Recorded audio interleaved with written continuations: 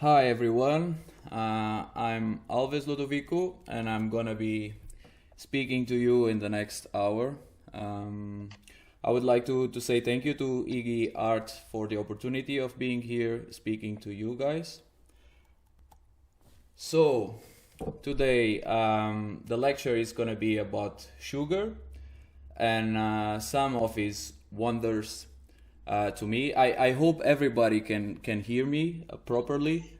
Um, and yeah, I will just continue, believing that everybody can hear me.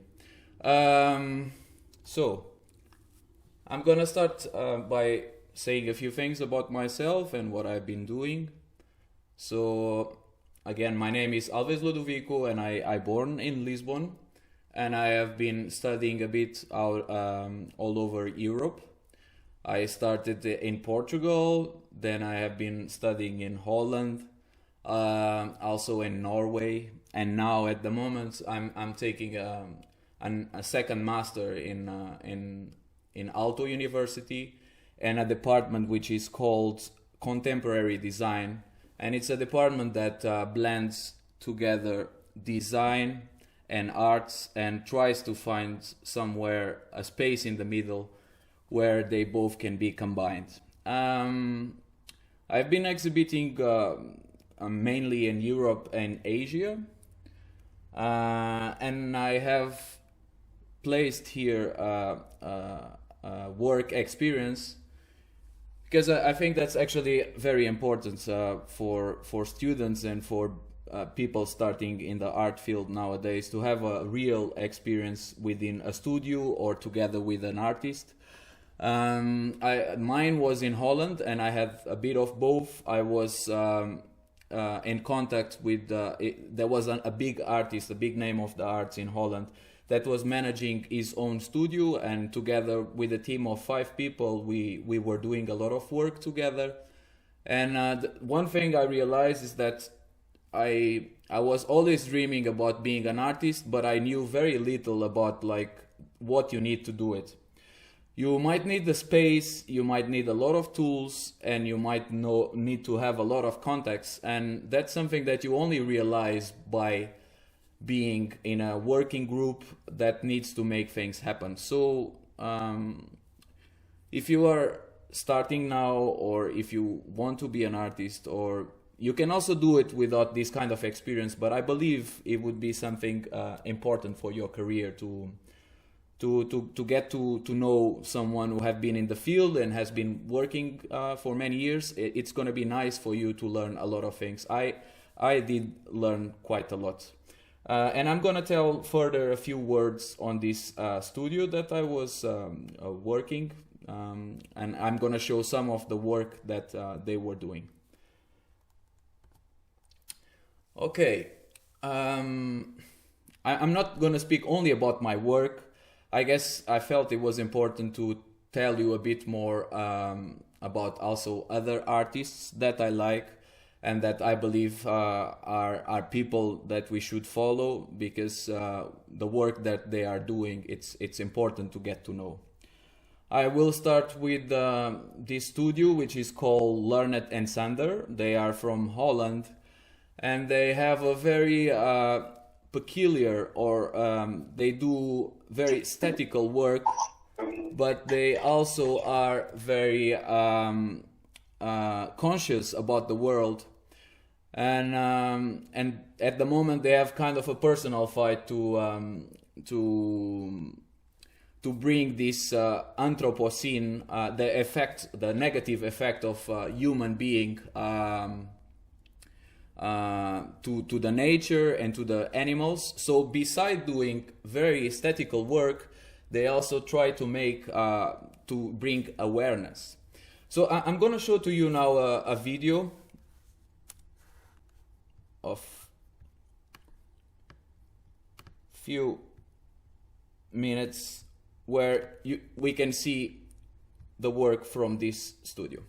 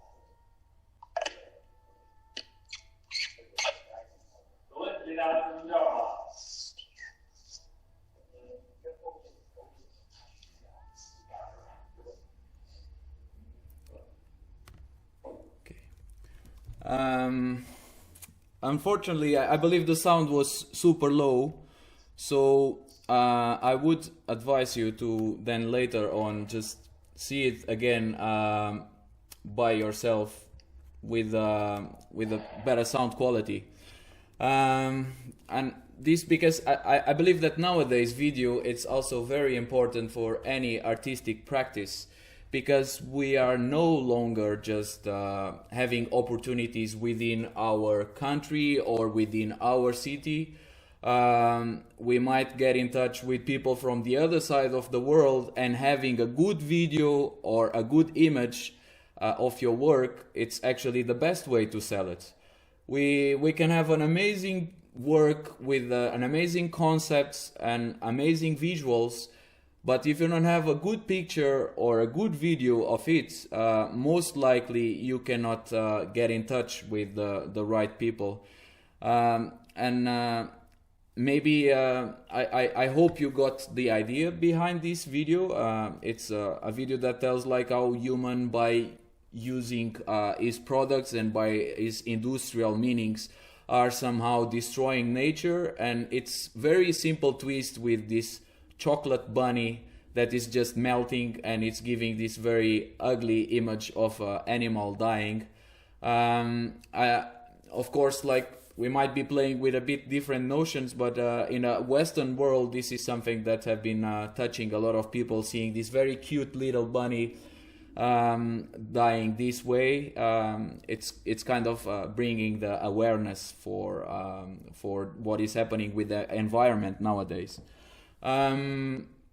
So yeah, I would just like to reinforce the importance of video and image. So if you have time, please try to learn also as much as possible video or photography, or if you cannot learn it by yourself, try to think that at some point you need to outsource. Someone has to do it for you, because it's difficult to sell your work without having a good image. Okay, now I'm gonna jump to another studio, and this is Ted Norton. So this is the guy that I was actually working with in Amsterdam. And his idea was from the beginning, Amsterdam used to be very calm and tranquil city, but at some time the violence start growing, and the rates of robbery and violence were just growing a lot. And Ted decided to take some measure to try to fight against that. It's somehow a conceptual approach, but it was also doing something very practical that he felt it could help to the situation.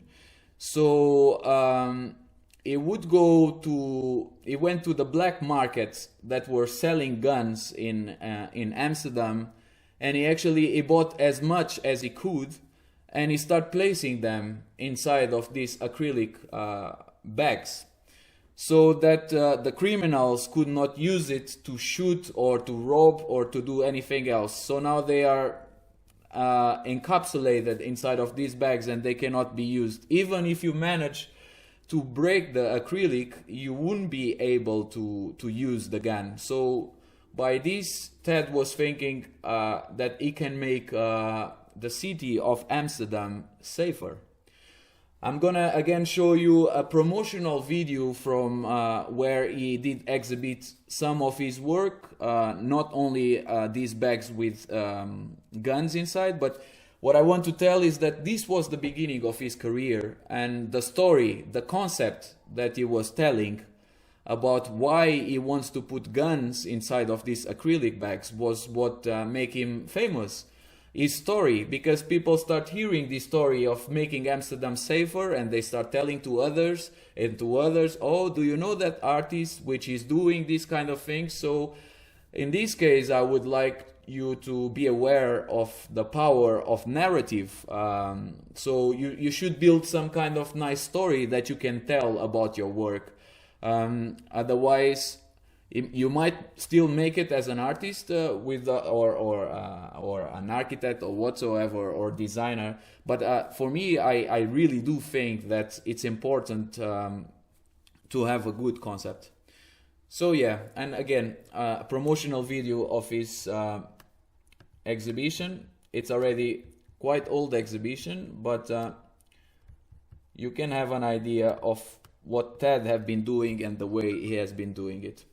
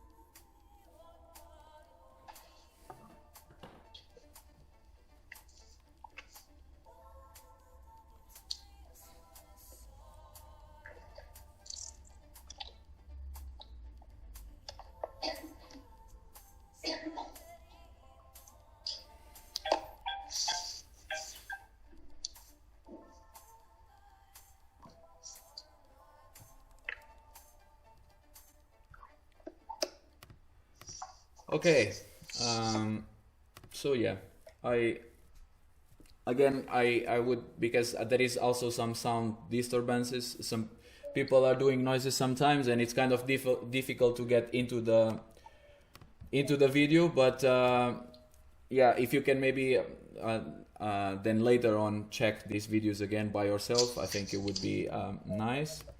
Okay, now I'm gonna jump to the last example that I have, and it's from Sully Hecht, and actually is a Israeli artist or fashion designer that worked together with Alexander McQueen, the very famous fashion designer, and yeah, he did study in many different places, and actually nowadays he lives in Iceland because he just felt it's very inspiring place to be. And maybe in this piece I won't tell you anything. I'm just gonna show you the video from his work, and then maybe I can comment after that, because I think that will take some of the spiciness of this video and what is happening in it. So let's see the last video from an artist. Okay.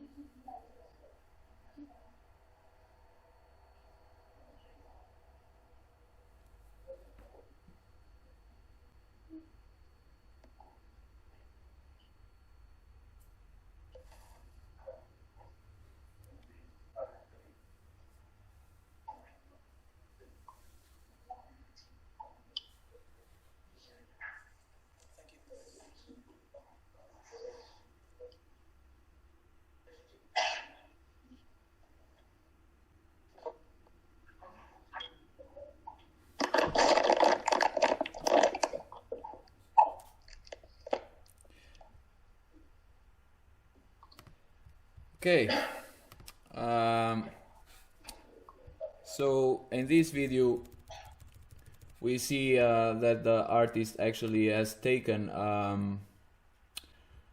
a piece of his own abdomen in order to make a ring, and there is many things that can be written by this act. Um, it's a question of like what do we value. It's a question of like something needs to kind of be painful to be tasteful. I don't know. I think his final goal is to kind of question like the meaning and the price or the value of something. And in here, it was interesting to have the video. Otherwise, you wouldn't even realize how maybe painful this experience can be or how dramatic it is. So by showing the whole process, we can even see that this piece of meat has a perfect the piece of skin that was taken has a perfect match on the abdomen of the artist.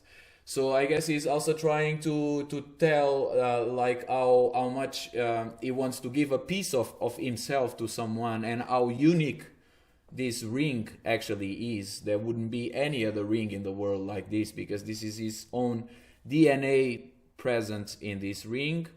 One curiosity is the fact that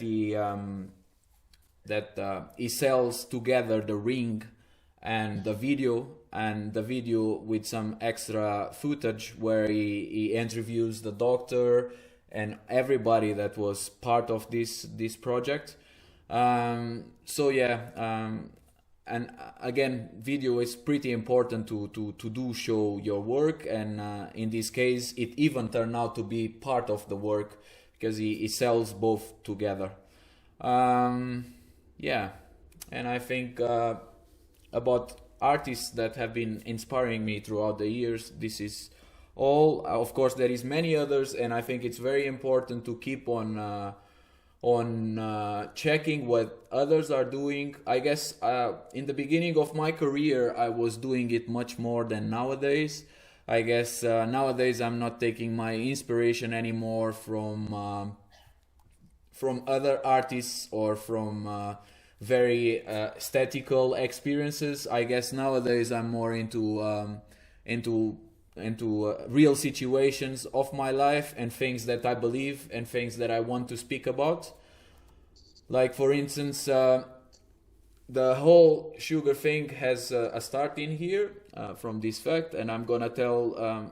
When I was 14 years old, I turned out to be a diabetic person, and from that moment, all my perception of the world has changed, and I was starting to feel different. I didn't felt like my colleagues at school. I couldn't eat sweets, and somehow that I couldn't do things that others could do in the same way, and that makes me think about the world and why I couldn't do it. So I guess that have been inspiring a lot my last years of work, and sugar has been a material that I've been picking up because of this situation. So sugar is poisonous to my body because every time I do have sugar, I need to find a way to compensate that, and the way it's doing insulin that you can see.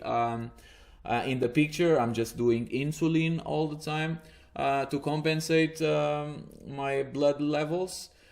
Then just to give you a bigger picture, if you put all the diabetic people into one country, we would be the third biggest country in the world, right after China and India. So in the world there is about 450 million of people with diabetes.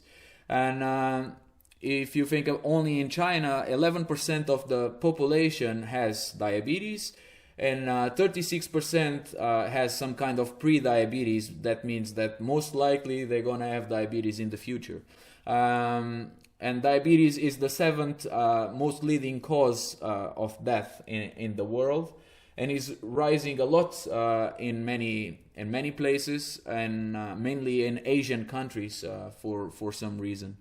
So this was just to give you a picture of what did I felt that was important to speak about, because diabetes is growing a lot. Of course, it might be because of genetical reasons and all that, but most likely it's because of the food that we are having nowadays. So somehow I'm trying to bring some awareness for the eating habits of the world and how big industries are injecting food all the time in our plates.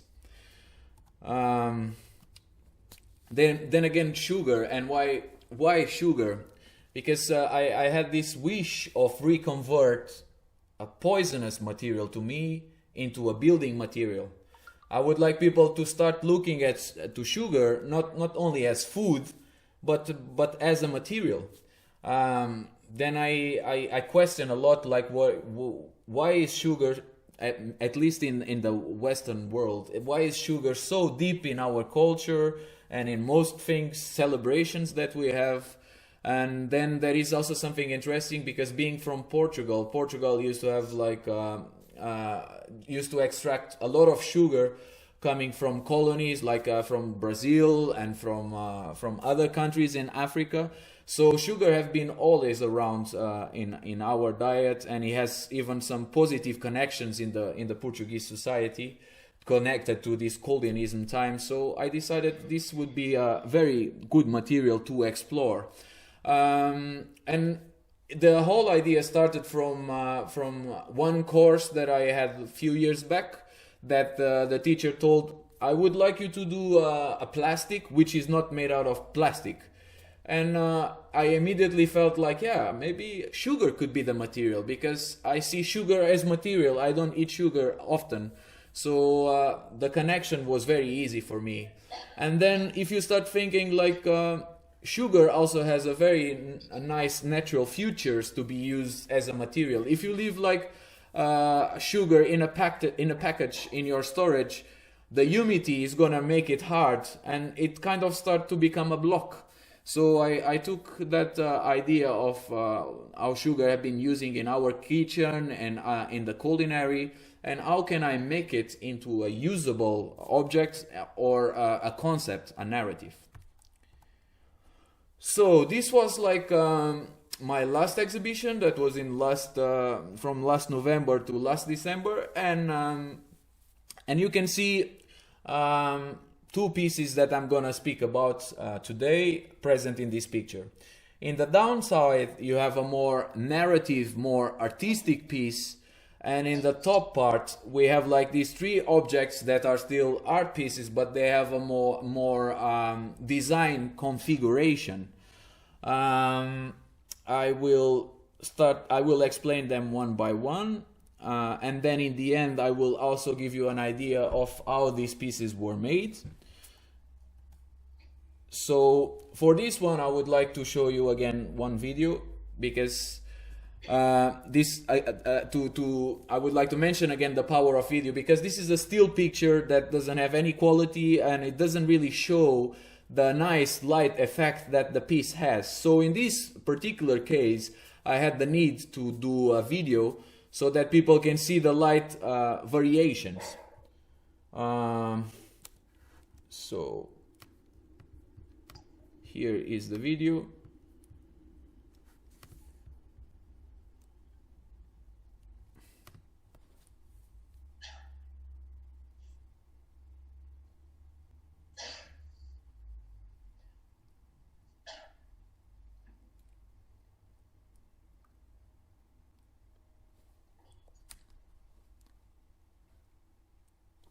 Okay.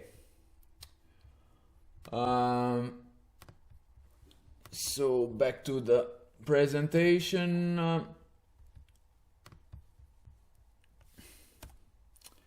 So this piece is all made out of sugar, and the name of the piece is The First Anniversary. Because why I decided to make like this table that looks like a birthday table full of sugary cakes.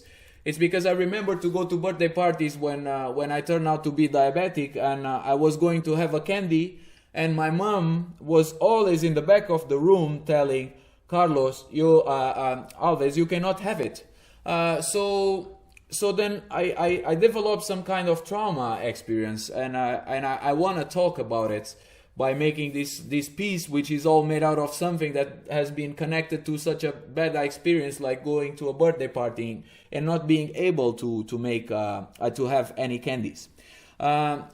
Then I have also been thinking, like, culturally, I don't know if it's like that in all the countries, but it's a very Western and American practice that when the kid turns 1 year old, you invite all your friends and family, and then there will be a lot of cakes in a table, and people talk and people celebrate the first year of this kid surrounded by sugar. So I wanted to question, like, how easy it's for a kid to associate sugar with good things when the first thing that he has in his life, it's a party full of sugar. I really do believe that sugar is poisonous, not only for me as a diabetic person, but for all the other persons. And there is many researches that associate sugar with other diseases like cancers and other things. So I don't know, I think it's really important to mind sugar in our diet. Then you can see these edges, the sharp edges, like beaks. I made, instead of doing these beautiful round cakes, I made these sharp edges in order to tell to people, maybe you should stay away from these cakes. Then you saw in the video that the lights were changing all the time.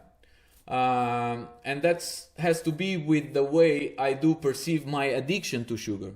Because even though nowadays that I'm grown up, I avoid to have sugar as much as possible, there was times in my life, and still I'm a bit addicted. So if I'm passing in the streets and I look and someone is having a chocolate, someone is having a Coca-Cola, someone is having some juice, something sweet that sugar is in it, there might be a light in my brain that turns on. So I guess that's due to my addiction to sugar. So I felt like I want to bring these colors to make the piece more attractive for people, of course, to look at it, but also to share my very own experience on how it's to be addicted to sugar. Okay, and this was the most the piece that has a bit more narrative and a bit more artistic approach. Of course, this is the story that I want to tell, but it's also important to know that some people might not take the story like that. Many people, while visiting the exhibition, were taking it as a Finnish landscape full of snow. Many people were telling me so many different things about it. And in the end, I just want to tell that sugar is not a good thing, and I want to tell about my very own memories, and I want to tell about my frustrations of going to a birthday party. But again, this is what the artist tries to tell, but then many people gonna read it in a different way. Then we have a more design approach. So in here we have an hybrid between a piggy bank and a candle holder, and actually this story is more connected to the pig itself than with the candle holder. I will explain the candle holder in the next slide. But in here the pig, it's a piggy bank because insulin was firstly extracted from pigs. So the insulin were taken from the pigs and given and administered to humans. This was an amazing thing. This was one of the best things in the world for me, otherwise I wouldn't be alive at the moment. But there is a problem that from the moment that people create or start extracting the insulin from pigs, this starts to be a business. And nowadays, worldwide, you have many people dying with diabetes because they don't have access to insulin because of the prices. And in the other side of the coin, you have someone who is just getting richer and richer by selling super expensive insulin that doesn't need to be that expensive. You can make small researches. It's not in US. There is a lot of people dying for that, but it's also in Europe, a lot of countries in Asia. So I would like to bring some awareness and tell this metaphor that, like, why since the moment we did extract insulin from the pig, someone has to be very rich and other people has to die in the other side. So I just want to bring some awareness again on the monopoly of insulin, which is something that we need to survive. I don't know if you are super familiar with diabetes.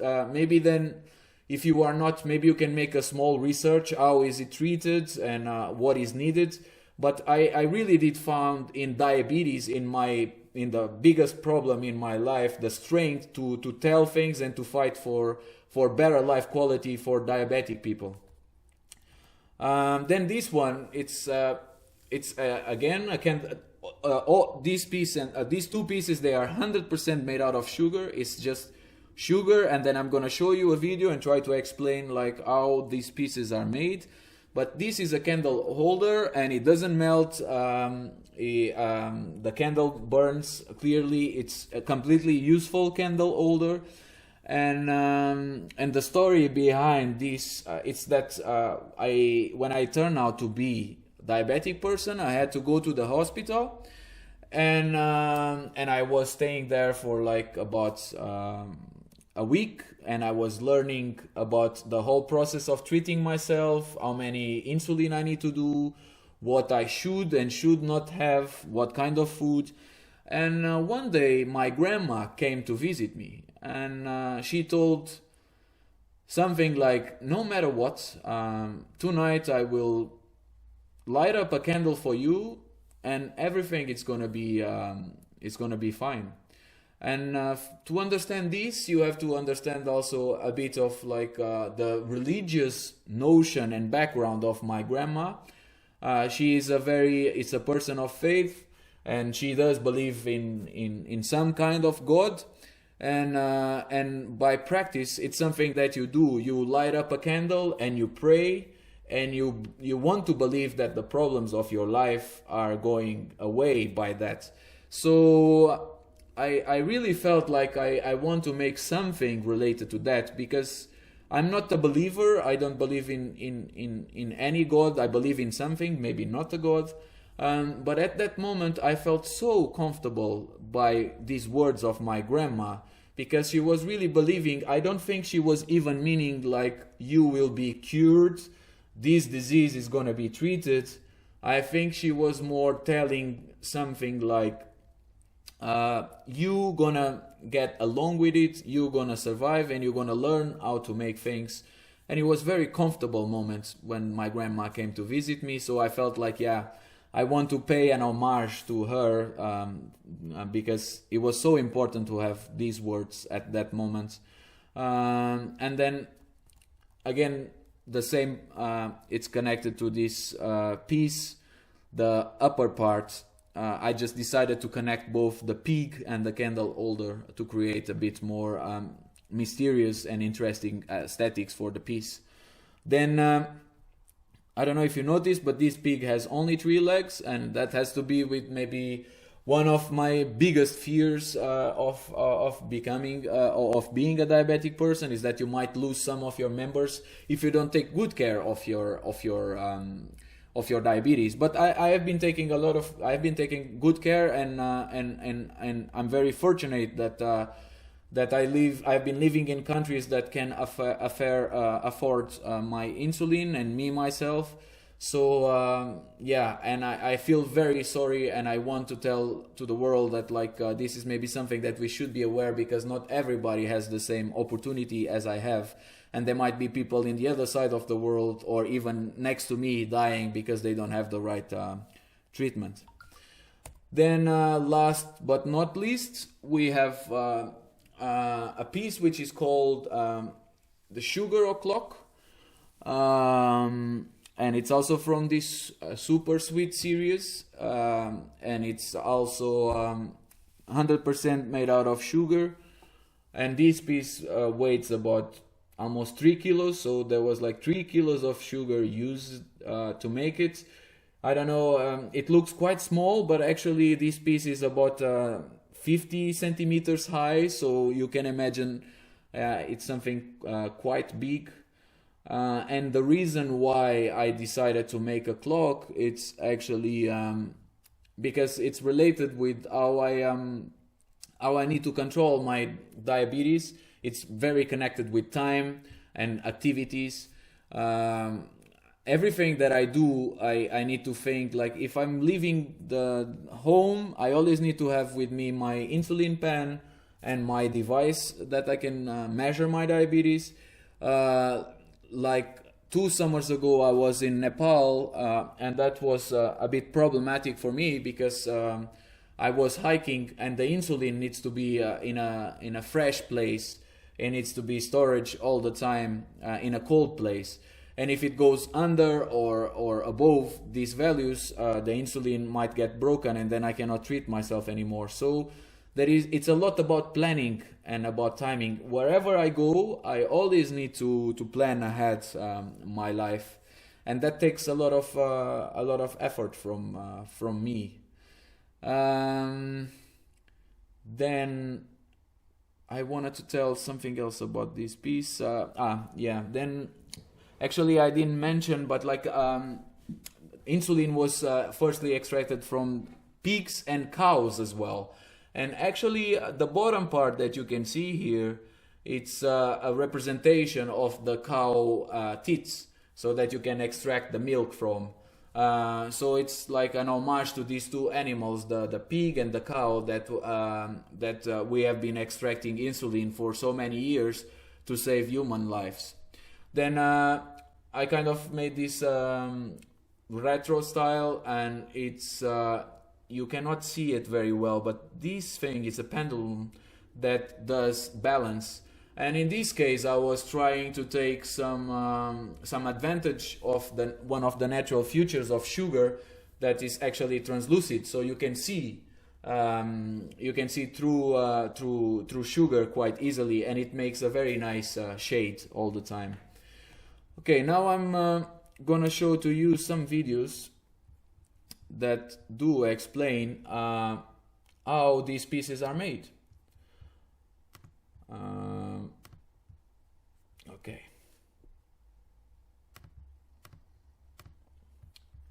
So we can start with the first video.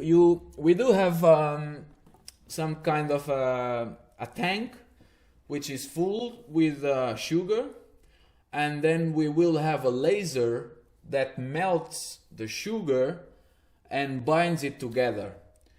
So you can imagine that these pieces are somewhere between sugar and between caramel. They are a bit melted but not totally melted, which gives them a consistency which is very good to be used as a material. I'm just going to show you a small video just to give you a better idea on how does this work.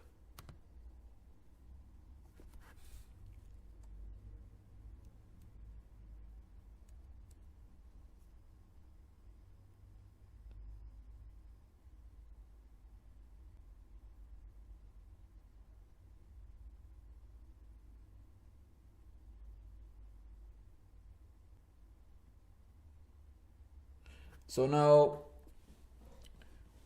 the machine had melted together one first layer, and then the machine brings more sugar to the top of that layer, and it melts again, so that you keep on having layers until you have an object. If you are familiarized with the 3D printing, you might understand how this is made. So basically it's just like layers of sugar that get together because they are being melted together. And then in here you can see one of the pieces being taken from or the candle holder being taken from the machine. Maybe I'm just gonna no need to put it forward, it's coming out soon.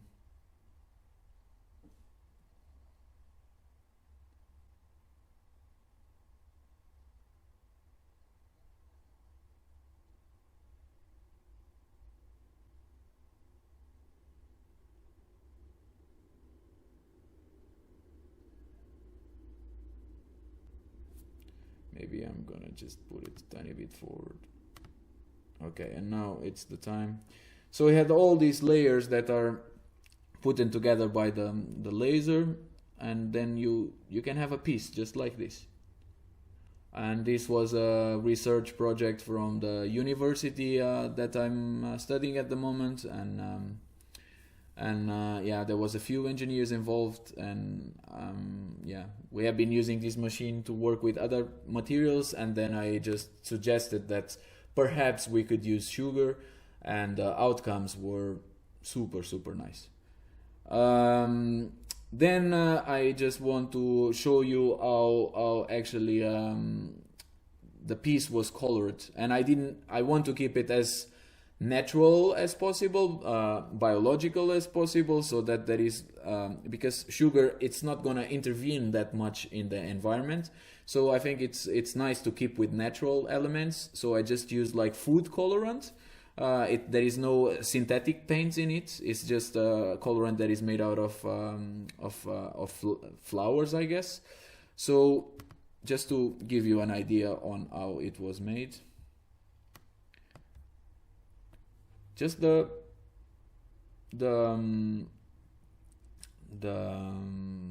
colorant over the material, and it worked pretty nice, and it did soak the colorant very good, and I had to give quite many layers, but then the color turned out to be super vibrant, and yeah, I was very happy with the final result. And this again taking advantage of the power of sugar, that you can just color it super easily. Okay, then to finalize, I believe we are reaching the 50 minutes, so I would just like to show you one more piece, but okay, I guess I cannot put it full screen. But this is another piece that I have done, and it's basically I made this spacesuit also made out of sugar, and this is my childhood teddy bear. And it's a guy that I used to speak a lot about the problems of being a diabetic person. So I just made him this suit so that he can fly high and yeah, and search for a reality without insulin and without problems. I was told that I have now 10 minutes for questions. So I don't know. Do you have any question?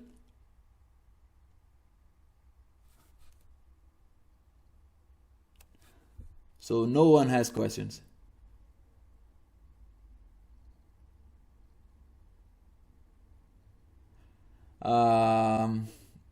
Okay. So yeah, you can find my email here, designludovico@gmail.com. If you do have any questions in the future, or if you would like me to give you some information on the three artists that I presented or in my work.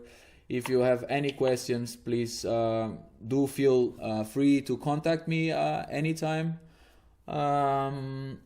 Yeah, and if no one has questions, then I guess we are done.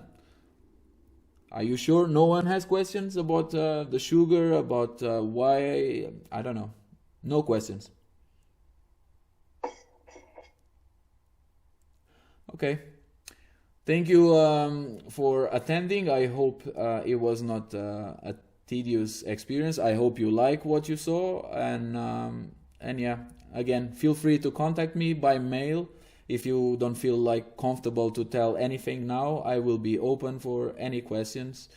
I would like to wish you a nice Sunday, and yeah, and good luck for everything in your life and for your projects.